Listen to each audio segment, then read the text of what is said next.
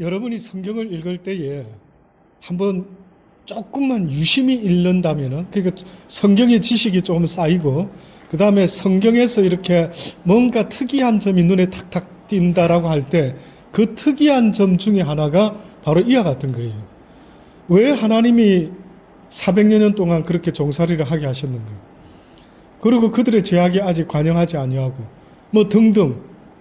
한마디로 말하면은요, 역사의 모든 걸 주관하는 분이 누구라는 걸 볼 수가 있느냐면 하나님이에요.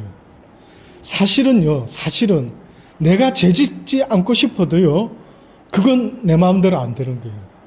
만약에 죄를 지어보고 타락해보고 그래서 깨달아가지고 하나님께 다시 턴하겠다라는 것을 만약에 그분이 각본을 썼다 한다면, 우리는 죄 안 짓는 게 문제가 아니라 죄 짓게 되고 그 다음에 깨닫게 되어서 회개하고 나와야 되는 이 모든 것까지도 어떤 면에서는 그분의 섭리 안에 있다. 그래서 참 우리가 살면서 때로는 어려운 것이 뭐냐면요, 그 하나님의 섭리를 다 이해하기가 심히 어렵다. 그러니까 그분은 뜻밖에도 우리가 죄 짓지 않는 걸 원하시는 것도 있지만은 오히려 죄를 알고 깨닫고 회개하고 죄를 싫어하는 이런 단계까지 가기를 원하시다 보니까 우리의 생각과 그분의 생각이 굉장히 차이가 있다는 걸 느낄 때가 한두 번이 아니에요. 어쨌든 400여 년 동안이나 그들에게 이제 종살이 할 것을 말씀을 하고 있습니다. 이것을 오늘 교재에서는 하나님의 약속을 횃불 언약이다라고 이렇게 재물에 대한 것을 전제로 해서 이야기를 하고 있죠. 고대 근동 나라들이부터 시작합니다. 예. 여기 방금 우리가 읽은 부분은요, 재물을 쪼개라라고 하는 이야기에 이렇게 포커스를 잠깐 뒀습니다. 굳이 쪼개고 쪼개지 않는 것이 무슨 상관이 있을까? 근데 궁극적으로 쪼개고 쪼개지 않는 것도 제가 볼 때는 뭐 그럴 수도 있고 이럴 수도 있는데, 더 중요한 거는 재물이 되었다라고 하는 사실이에요. 그래서 성경에는 우리 그리스도인들의 삶이 산 재물이 되어 살아가야 되는 삶이다라고 그렇게 이야기를 합니다. 산 재물이 되어서 살아간다라고 할 때에 하나님께 바쳐진 자의 삶을 이야기를 합니다. 하나님께 바쳐진 자.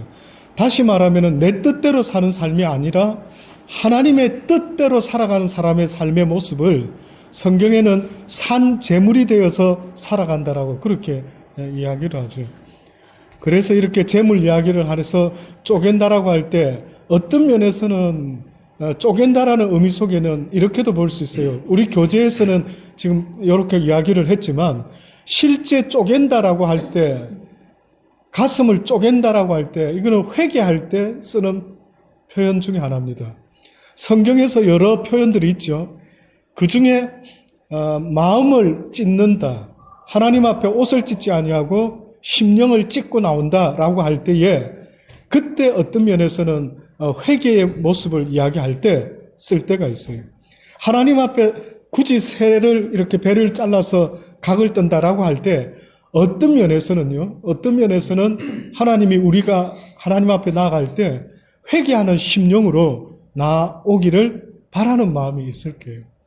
오늘 아침에도 예배 시간에 말씀을 드렸지만은 정말 하나님이 받기 원하는 심령이 있어요. 여러분 뭐 바쁘셔서 좀 못 느낄 때가 많습니다. 그러나 저는 개인적으로 주로 저는 집에 있습니다. 옛날에 뭐 주로 학교 도서관 많이 다녔지만 집에 있다 보니까 여러분보다 바쁜 여러분보다 어떻게 보면 묵상하는 시간이 좀 더 있을 거 아닙니까? 묵상하는 시간. 더러 묵상할 때마다 가끔 들리는 뉴스들이나 이런 걸 볼 때에 기뻐하고 즐거워하고 싶은데 그런 소식보다는 어떤 면에서는 기쁘고 즐거운 뉴스보다는 그렇지 못한 뉴스 들을 때가 사실은 더 많아요. 그렇죠? 누구 만나서 오랜만에 집사님 또 오랜만에 안전도사 우리가 이래 만나서 인사 나누더라도 좋은 소식을 나누는 이 경우도 있겠지만 주로 좋지 못한 좀 힘든 이야기들 나눌 때가 많이 있다. 의외로 그게 많이 있습니다. 그럴 때마다 저도 하나님 앞에서 하나님, 우리의 인생이 하나님 앞에 기뻐하고 즐거워하고 싶은데 이게 참 뜻대로 되지 않는 것 같습니다. 라고 하는 가운데 이렇게 묵상하면서요, 좀 마음에 이렇게 심령에 조금 애절한 마음, 애통한 마음, 안타까운 마음, 좀 하나님 기뻐하는 모습을 보여드리고 싶은데 우리의 삶 속에서 일어나는 많은 일들이 우리를 그렇게 못하고 있는 이런 모습이요, 어떻게 보면 하나님께 애통하는 마음이 자꾸 생겨요.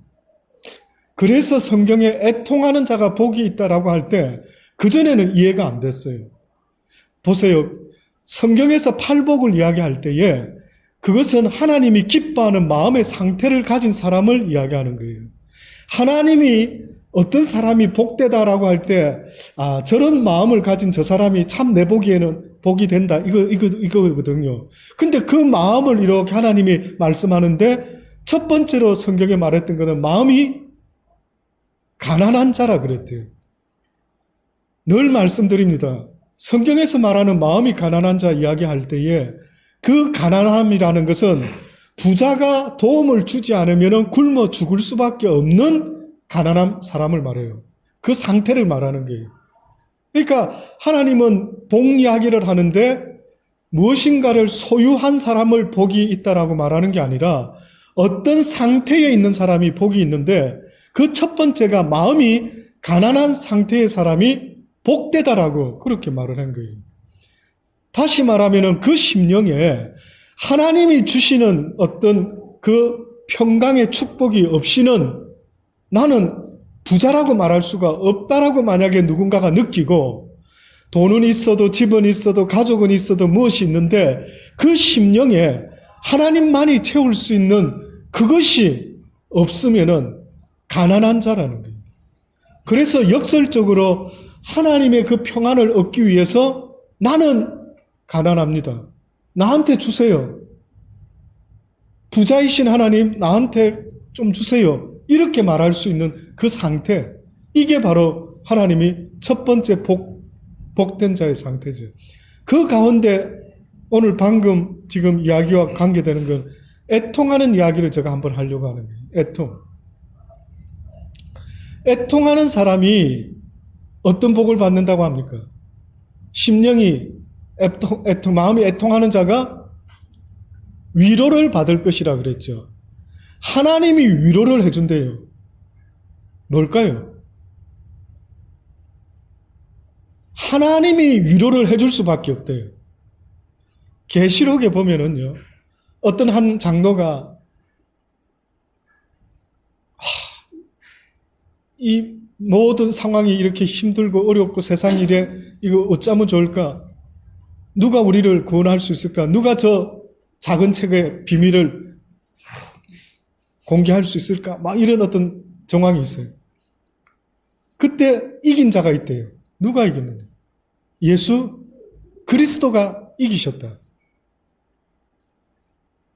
성경에서는 예수님이, 하나님이 우리를 위로한다라고 할 때에 그것은 영적으로 하나님이 기뻐하는 어떠한 심령을 이야기하는 건데 어떤 심령을 하나님이 위로를 해주시는가 봤더니만 어떨 것 같아요? 바로 이러한 하나님의 마음을 가지고요. 어찌하면 좋을까?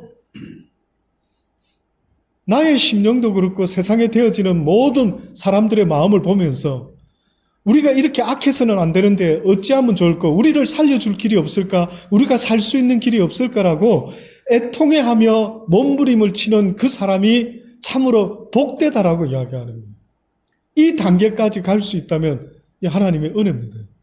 그러니까 다시 말하면 여러분이 살아가면서 내 개인적으로 무엇을 먹을까 마실까 무슨 직업을 가질까 돈을 어떻게 많이 벌까 이것 때문에 힘들어하면서 애통해하면서 사는 사람을 말하는 게 아니에요. 오히려 하나님께 가까이 가지 못하고 늘 지지고 볶고 살아가는 사랑하지 못하는 우리의 슬픈 모습을 보고요. 이것을 애통해야 할 줄 아는 마음이 되어야 됩니다. 이런 마음 가져보셨습니까?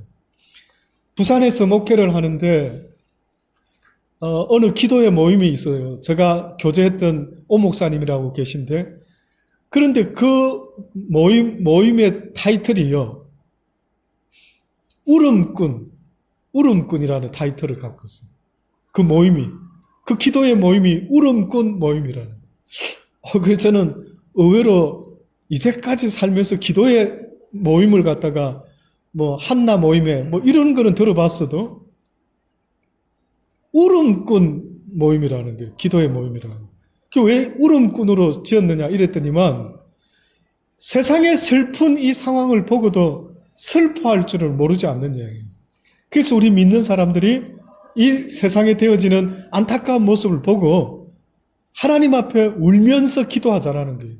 그래서 그 이름을 울음꾼 기도의 모임으로 그렇게 했더라고요.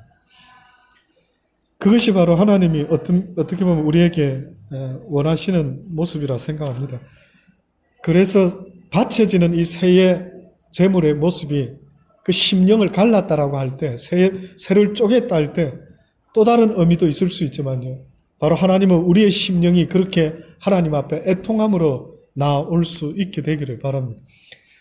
예수님께서 십자가를 지고 가시다가도 예루살렘의 여자들이 울었죠. 예수님 불쌍하다 불쌍하다 울었습니다. 근데 예수님은 뜻밖에도 내가 불쌍한 게 아니라 너희들이 불쌍하다. 그러니 나를 위해서 울지 말고 너와 네 자녀들을 위하여 울으라고 그렇게 말합니다. 어떻게 보면 오늘 또 주님이 원하시는 사람이 있다면요. 우는 사람 아닐까 생각이 드는 겁니다. 하나님의 이 마음을 가지고 울 수 있는 이러한 삶의 모습, 이게 바로 하나님이 지금 우리에게 말해주고 계시는 모습이라 봅니다. 그 다음 읽어주십시오. 성경에는 할례의 이야기가 있습니다. 할례. 아시는 것처럼 8일째 사내 아이의 그 성기 끝을 자르는 게 이게 유대인들의 그 예식이죠. 근데 할례라고 하는 건 여러분은 이제까지 혹시 어떻게 알고 있습니까? 할례의 의미가 뭘까요? 원래는 자르다, 베어버리다 이런 뜻이 있습니다. 근데 오늘 교재에서 우리에게 지금 이야기하는 것은 할례라고 하는 그 의미가 아브라함에게, 어른된 아브라함에게 그 이야기를 했던 거예요. 그럼 아브라함이 어른인데 필요도 없을 것 같은데 왜 할례를 해라고 했을까라고 했을 때 어떤 하나님의 의도하심이 있겠죠. 그래서 그 의도하심이 방금 이야기 나눈 것처럼요. 세상의 것들을 이렇게 잘라내는 것이 있다라는 이야기를 하는 겁니다.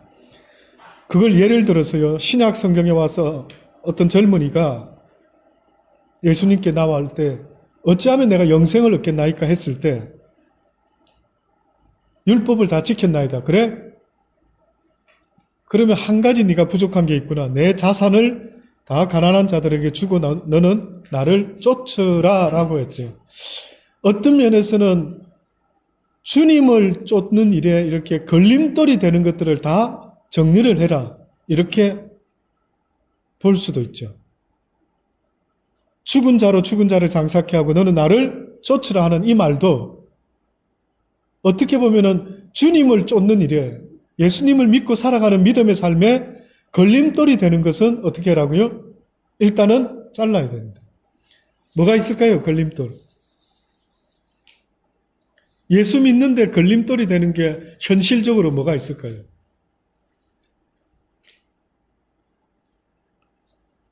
어떤 사람은 뭐 돈, 그런 이야기 하는 분 들어봤어요. 돈.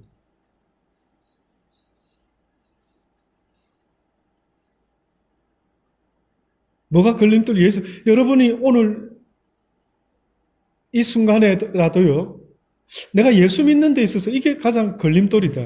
이것만 해결되면은 좀 하나님 앞에 더 가까이 떳떳하게 나갈 수 있겠는데, 얘가 항상 걸림돌이다. 없습니까? 뭐 자식이 될 수도 있고, 자식 문제라면 막 모든 걸 다 팽개치고 쫓아간다. 라고 한다면, 돈 버는 일이라면 모든 걸 다 팽개치고 쫓아간다. 라고 한다면, 어떤 게 있을까요? 많이 있을 겁니다. 그렇죠? 가만히 생각해 보면 술도 될 수 있고 담배도 될 수 있고 너무 막 골프에 빠져 있을 수도 있고 많은 것들이 있어요. 참 한편으로 생각하면 저도요. 같은 설교를 하더라도 막 재밌게 삽시다 해서 막 골프 치고 뭐 재밌게 막 바베큐 하고 이러면 얼마나 좋겠습니까? 그런데 저의 마음과는 다르게 성경은요, 둘 중에 하나를 이야기합니다.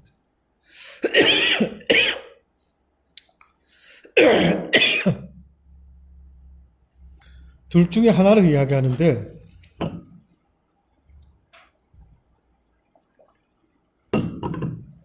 그 대표적인 예가 있습니다.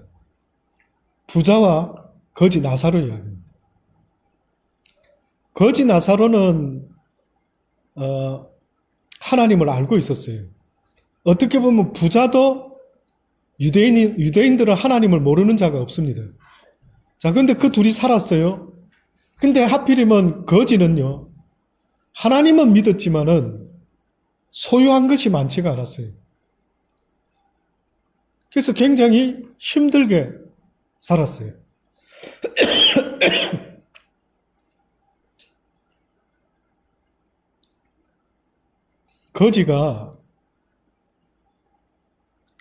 거지가 혹시 이런 생각했으면 어땠을까요?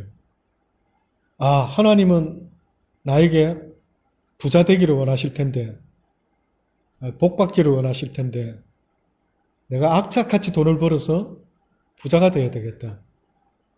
그래서 뭐 감사도 기쁨도 별로 없고요. 기를 쓰고 돈을 벌었어요. 그래서 드디어 돈을 좀 모았나 했는데 죽었습니다. 그래서 하나님 앞에 섰어요. 여러분 생각할 때에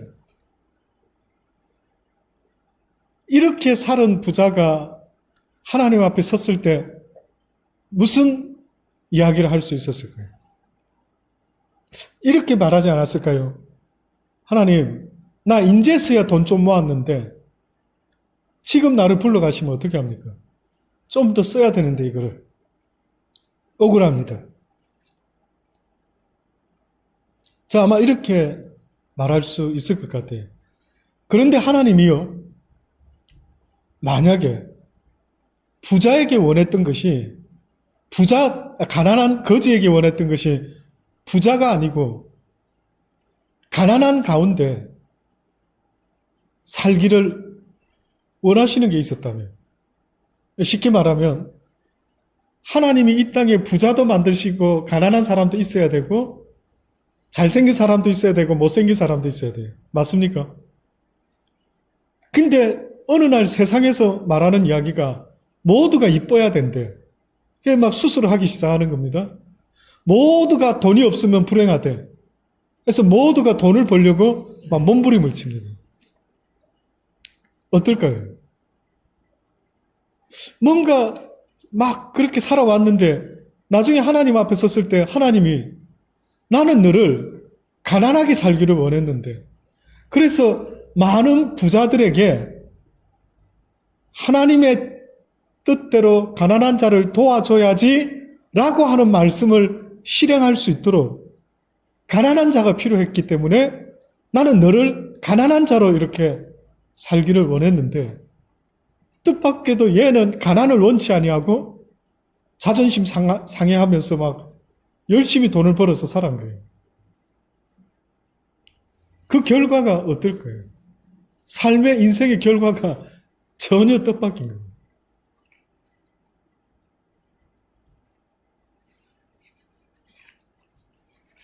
그래서 만약에 하나님이 나에게 가난한 자로 있으라고 할 때에 결국은 나한테 있어야 될 게 뭘까요? 결국 거지가, 보세요, 거지가 아마 틀림없이 부자 되고 싶은 마음은 있었을 거예요. 근데 뜻밖에도 거지가 도둑질하지 않고 끝까지 거지로 살다가 죽었어요. 아시죠? 쉽지 않습니다.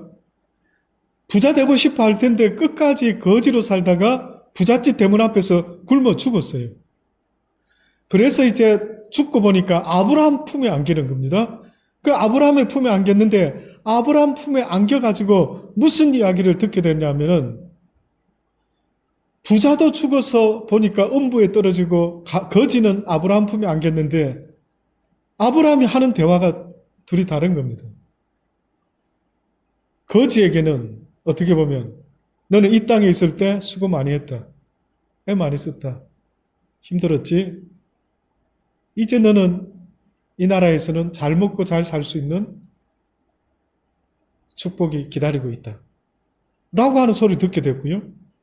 부자는 뜻밖에도 뭐라고 이야기 듣느냐면, 얘야, 너는 이 땅에 있을 때 많은 것을 먹고 누리지 않았느냐. 그래서 이제는 공평하지 않느냐.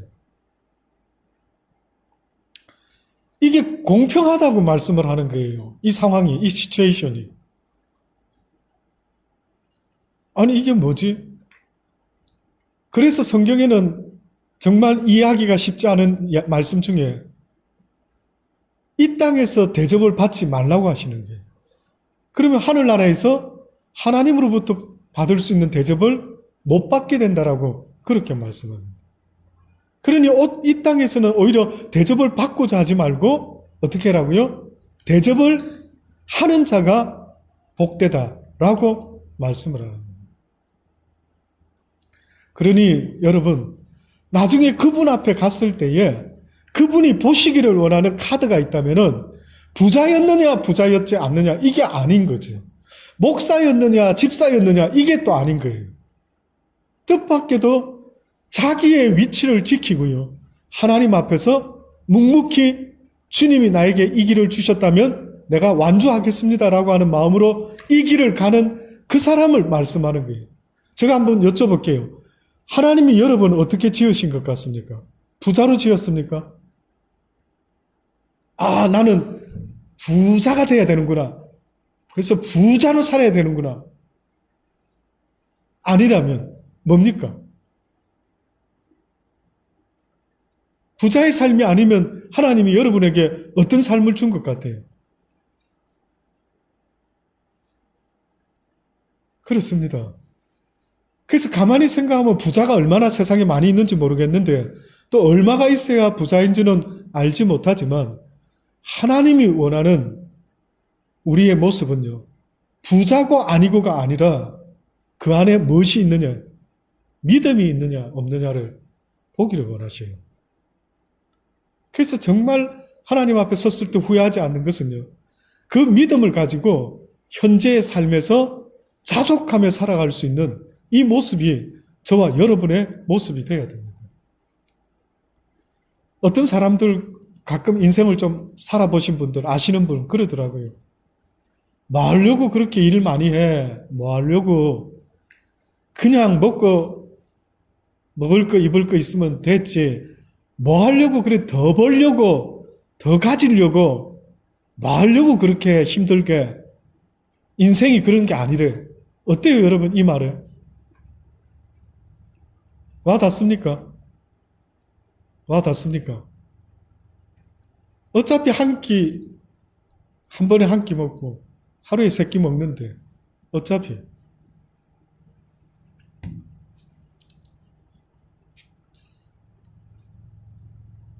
그래서 그 믿음이라는 것이 우리에게 어떻게 보면은 있어야 된다라고 볼 수가 있습니다. 그래서 그 믿음 외에 어떠한 우리의 희망도 소망도 사실은 하나님 앞에 다 잘라버려야 되는 것일 수도 있다. 혹시나 인생의 목표가 세상의 어떤 것이 된다면 그건 내려놔야 됩니다. 그거는 이루어져서도 안 되고 그보다 더 중요한 것이 바로 믿음을 내가 가지고 있느냐, 믿음을 가지고 사느냐, 그렇지 않느냐가 더 중요하다라고 말씀합니다. 그런 뜻에서 할례라고 하는 의미를 이야기를 합니다. 한번 보고 넘어갑니다. 하나님이 아브라함을 찾아오셔서 어떤 약속을 주셨고 그 결과가 어땠습니까? 내년 이맘때에 어떻게 해요? 아들을 주시겠다라는 약속을 하셨죠. 그런데 아브라함이 그 약속을 이루기까지 오랜 시간이 걸렸습니다. 100세의 아들을 얻게 됐죠. 하나밖에 안 주셔놓고 하늘의 별과 같이 땅의 모래알 같이 많게 되리라. 그런 약속을 주셨습니다. 어떻게 보면 약속이 이 땅에 이루어지기를 하나님이 도대체 원하시는 거야? 원치 않는 거야? 궁금합니다. 하나님이 아브라함에게 약속하신 걸 진짜 이 땅에서 이루고 싶으신 거야? 뭐야? 이게 궁금해요. 뜻밖에도 이 땅에서는 아브라함도 아들 하나밖에 없었던 겁니다. 약속이 이루어졌다고 보기가 심히 어렵죠. 오랫동안 기다렸습니다. 오랫동안. 그래서 아브라함이 기다리다 못해서 아브라함의 방법으로 자식을 낳았죠. 그 자식이 바로 사라의 몸종의 하갈에서 난 이스마엘이라는 아들을 낳았습니다. 자, 그래서 성경은 이 두 아들을 이렇게 말하죠. 이스마엘은 율법의 자식이다. 쉽게 말하면 인위적으로 아마 아브라함이 낳은 자식 때문에 그렇게 표현을 하는 것 같아요. 그 다음에 이삭은 약속의 자녀다. 예. 이렇게 둘로 나누어서 이야기를 하고 있습니다. 오늘 8번까지 보는데요. 하나님이 아브라함에게 요구한 헌신이 무엇입니까? 그 결과로 하나님은 어떤 말씀을 주셨고 또 주신 약속이 뭐냐라고 이야기를 합니다. 하나님이요, 어떤 복을 줄 때에 룰이 있는 것 같아요. 그 룰이 뭐냐면은 먼저 우리가 복 받을 만한 헌신, 액션이 있어야 된대요. 이것이 하나님이 어떻게 보면 우리에게 요구하는 게. 그러니까 하나님이 만약에 어떤 걸 요구하지 않고 무조건 복을 줬다면 이런 사람이 나오겠죠. 왜 저 사람한테는 저렇게 뭐가 잘 되게 합니까? 왜 나한테는 안 줍니까? 이렇게 할 수가 있겠죠. 그래서 하나님은 어떤 면에서는 복을 주시기 위해 먼저 우리의 헌신을 보기를 원한대. 하나님께서 아브라함을 부르실 때는 본토 친척 아비집을 떠나라 했는데 지난 시간에 배운 거 기억나십니까? 아브라함이 본토는 떠났지만은 친척은 떠나지 못했고 가진 모든 소유를 다 두고 떠나라 했는데 두지 못하고 어떻게 보면은 다 챙겨가지고 나갔죠. 그랬을 때에 처음으로 겪었던 게 뭡니까? 기근이었습니다. 깡그리 자기가 들고 나왔던 짐, 가축은 다 죽어버리고 말았어요. 그래서 나중에 하나님의 은혜로 애굽에 내려갔다가 살아나면서 가축을 얻어서 갖고 나오죠. 그때부터 아브라함은 이렇게 말하기 시작했겠죠. 이 모든 게 다 하나님의 은혜로 지금 먹고 살아가고 있습니다. 이렇게 말을 했겠죠. 마찬가지로 아브라함이 그렇게 시작되었던 믿음의 사람이요. 나중에는 하나님께서 온전한 믿음의 모습까지 이끌어 가시는 걸 보게 됩니다. 최종적으로 믿음의 테스트가 뭐였습니까? 아브라함에게. 믿음의 조상인 아브라함에게 최종적으로 믿음의 테스트를 하셨는데 그게 마지막 테스트가 뭐였습니까? 네 아들 이삭을 어떻게 하라고요? 내게 제물로 바쳐라. 목사로 바치는 것도 원하지 않는 사람도 있고, 뭐 선교사로 간다면은 펄쩍 뛰는 사람도 부모도 있죠. 그런데 심지어 지금 하나님이 죽는 제물로 바쳐라고 그렇게 말을 한 거예요. 가능하겠습니까? 이거 어떻게 하면 가능하죠? 오늘을 하나님이 제물로 바쳐라 이래요. 뭡니까 하나님? 제정신입니까? 사람을 무슨 제물로 대번에 한마디 하겠죠. 와, 나 이런 신은 부담스럽다. 나 이런 신은 못 믿겠다. 이렇게 했겠죠. 근데 아브라함은 어떻게 합니까? 와이프하고도 언언을 안 해요. 저는 그게 놀랍더라고요. 웬만하면 와이프하고 이 중요한 문제는 언언해야 될 거 아닙니까? 그런데 아브라함은 하나님의 말씀을 첫 번째로 생각했던 나머지 와이프하고도 언언을 하지 않아요. 아마 보통 남자들은 이랬겠죠. 여보, 하나님이 지난밤에 내일 새벽 일찍 모리아산에서 우리 애를 제물로 잡아래. 이거 어떻게 하지? 이런 말을 하지 않았겠습니까? 말 안 했어요. 말을 안 했어요. 대단하죠. 그래서 진짜 아브라함이 이삭을 데리고 제물로 바치려고 했을 때 그때에 하나님이 뭐라고 말씀합니까? 아브라함아, 아브라함아, 이제야 네가 나를 어떻게 하는 줄 알겠다고? 경외하는 줄 알겠다. 저와 여러분의 믿음이요, 어디까지 가야 되느냐면 understand 되는 것을 따르는 것, 이거는 모든 사람이 하는 거예요. 예수 믿지 않는 사람에게도 understand 하는 자기 기준을 가지고 믿으라면 믿어요. 믿을 수 있는 것만. 그런데 문제는 도무지 믿지 못할 말씀에도 순종할 수 있으려고 하면은 어떤 믿음이 있어야 되느냐면 여호와를 경외하는 믿음이 있어야 돼요. 두렵고 떨려야 돼요. 여러분은 하나님 생각하면 사랑의 하나님만 생각하십니까? 뭐 편한 하나님, 용서의 하나님? 그럴 수 있죠. 근데 왜 그 생각을 안 해보십니까? 두렵고 떨리는 하나님입니다. 두려운 분이세요. 내가 함부로 대할 분이 아니고 어떻게 보면은 두려움을 넘어서서 공경심을 가지고 두렵고 떨린 마음으로 섬겨. 그래서 아브라함이 믿음의 조상까지 되는 것이 처음부터는 아니었던 것 같아요. 결국은 아브라함도 여러 인생의 힘듦을 겪어보고 조카와의 관계도 겪어보고 많은 일들을 겪어가면서 어떤 면에서는요, 비로소 완성되어 갔던 것 같아요, 믿음이. 그래서 이제는 그의 믿음이 와이프하고도 의논하지 않고 하나님 말씀이라면 무조건 따를 수 있는 첫 번째가 된 믿음을 가지게 되었다는 것입니다. 그래서 하나님은 이것이 바로 우리에게도 요구되어지는 그런 어떤 말씀입니다.